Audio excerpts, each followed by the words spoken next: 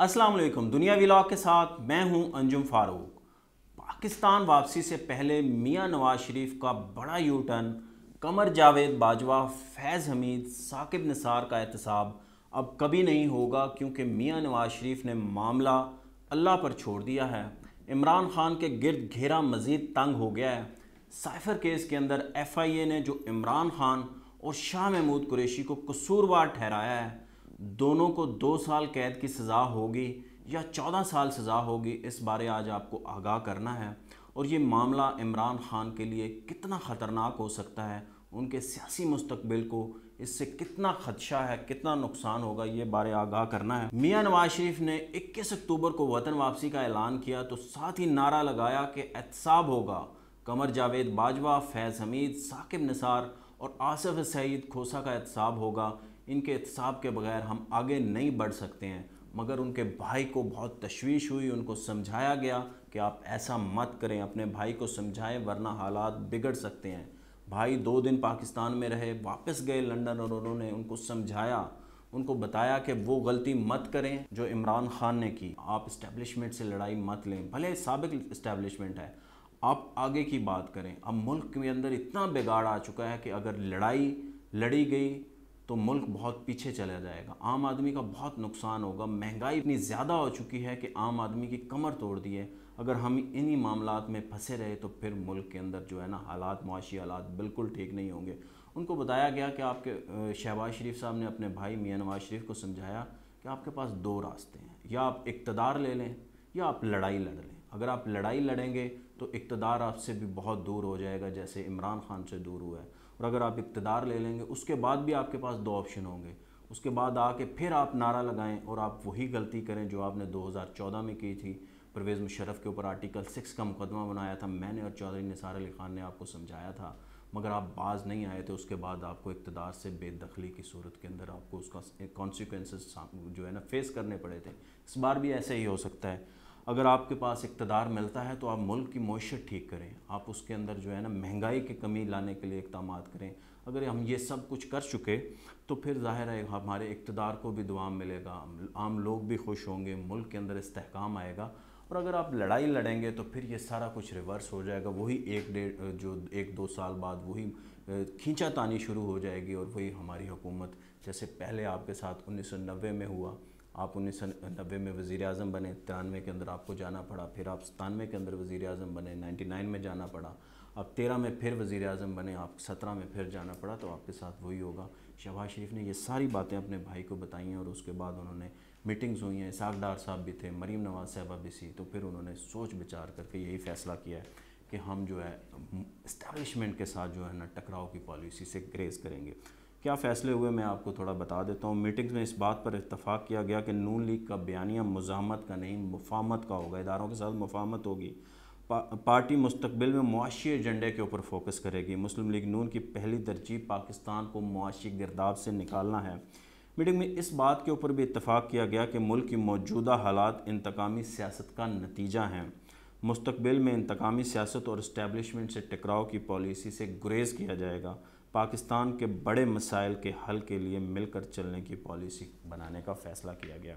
मियां नवाज शरीफ मान गए, उनका ठीक है, मगर वो इतने भी नहीं माने कि वो सारी बातों को इग्नोर कर दें। वो आएंगे 21 तारीख को, 21 अक्टूबर को, तो वो ज़रूर इन चारों शख्सियात का जिक्र करेंगे। वो बताएंगे, पहली तकरीर के अंदर ज़रूर बताएंगे कि उनकी हुकूमत कैसे निकालेगी, उस वक़्त मसाइल क्या थे, उस वक़्त जो है मुल्क की इकॉनमी कहाँ खड़ी हुई थी और इन चारों शख्सियात ने क्या कॉन्स्पिरेसी की थी, और वो उनको ज़ाहिर है इक़्तिदार से बेदखल किया गया था और उसके बाद उनको इस मुल्क से ही बाहर जाना पड़ा था और मुल्क के जो है ना मुआशी हालात दिगरगूं होते चले गए थे। वो 4 दिन वो सऊदी अरब में रहेंगे, उम्रा अदा करेंगे, उसके बाद दुबई आएंगे, वहाँ पे मीटिंग्स होंगी और फिर पार्टी क़यादत के साथ 21 अक्टूबर को वो लाहौर पहुँचेंगे।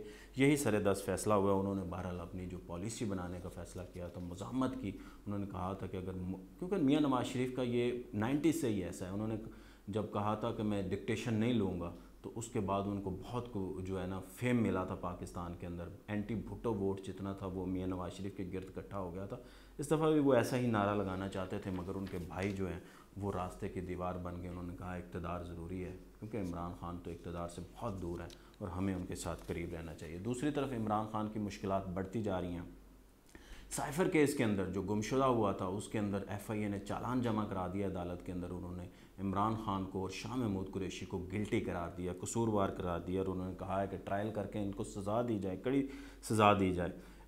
چالان کے اندر کہا گیا ہے کہ چیئرمین پی ٹی آئی نے سائفر اپنے پاس رکھا اور اسٹیٹ سیکرٹ کا غلط استعمال کیا, پولیٹیکل فائدے کے لیے استعمال کیا. سائفر کی copy chairman P T I کے پاس پہنچی لیکن واپس نہیں آئی.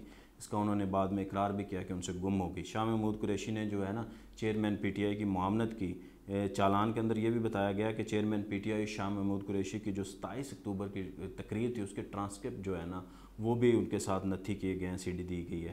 ایف آئی اے نے تقریباً 28 گواہان کی فہرست جو ہے نا عدالت میں جمع کرائی ہے. 27 گواہوں کے 161 کے بیانات قلمدم کر کے چالان کے ساتھ منسلک کیے گئے ہیں. اہم بات یہ ہے کہ جس امریکہ کے اندر جو سفیر تھے ہمارے اسد مجید صاحب, وہ اس وقت سیکٹری خارجہ ہیں, ان کا جو ہے نا وہ بھی گواہان میں شامل ہیں. سابق سیکٹری ہیں جو سہیل محمود صاحب وہ بھی ہیں, اور باقی فارن آفس کے کچھ جو آفیسر ہیں وہ بھی ہیں. تو ظاہر ہے شاہ محمود قریشی صاحب تو اپنی 27 اکتوبر کی تقریر میں خود انہوں نے کنفیس کیا گیا تھا, یہ میں لے کے گیا عمران خان صاحب کے پاس اور ان کو بتایا کہ جناب آپ کے خلاف کیا ہو رہا ہے, کیسے ہو رہا ہے. اور پھر اس کے بعد عمران خان کی ایک آڈیو بھی لیک ہوئی تھی اعظم خان کے ساتھ, اپنے پرنسپل سیکرٹری کے ساتھ. اس میں کہا گیا تھا کہ جناب میں اس کے اوپر ہم نے کھیلنا ہے, تو انہوں نے لہرایا بھی تھا. تو وہ ساری چیزیں ہیں, اور اس کے بعد وہ گم ہو گیا. یہ بہت سخت مقدمہ ہے ان کے اوپر, یہ ان کے پولیٹیکل کیریئر کے اوپر بہت ایک خطرناک ہو سکتا ہے اس کے لیے, کیونکہ اس کے اندر جو سزائیں ہیں سیکشن 5 عمران خان کے لیے لگایا گیا ہے کہ آپ نے جو ہے ملک کے قومی راز جو ہے نا اس کو افشاں کیا ہے. اور بہت سارے لوگ کہہ رہے ہیں کہ جناب وہ کیبنٹ کی منظوری سے ہوا ہے, مگر بات یہ ہے کہ سائفر کو پہلے لیک پہلے کیا ہے. بہت سارے صحافیوں نے اس کو 9-10 مارچ کو ہی دیکھ لیا تھا اور انہوں نے بتایا تھا, اور اس کے بعد جو ہے نا کیبنٹ سے تو انہوں نے آخری 10 اپریل کو منظور کرایا ہے. وہ تو جاتے جاتے منظوری لے کے گئے, مگر پہلے انہوں نے اس کو اپنے پولیٹیکل مقاصد کے لیے استعمال کر لیا تھا, اس لیے یہ ان کے لیے بہت خطرناک ہو سکتا ہے.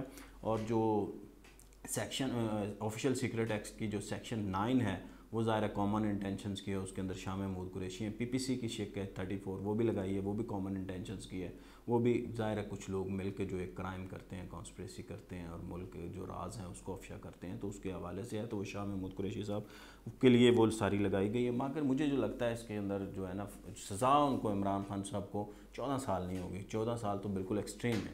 اگر اس سائفر سے جو لیک ہوا ہے اس سے ظاہر ہے, وہ تو امریکہ کی ایک ویب سائٹ نے چھاپ بھی دیا, اگر وہ لیک ہوا ہے تو اس سے ظاہر ہے یہ فرق پڑتا ہے. اگر دشمن اس سے فائدہ اٹھا لیتا تو پھر اس کے اوپر تھا کہ 14 سال کی سزا ہو سکتی ہے. اب چونکہ اس طرح سے معاملے میں دشمن نے فائدہ نہیں اٹھایا تو ممکن ہے ان کو 2 سال 2.5 سال 3 سال 5 سال سزا ہو جائے.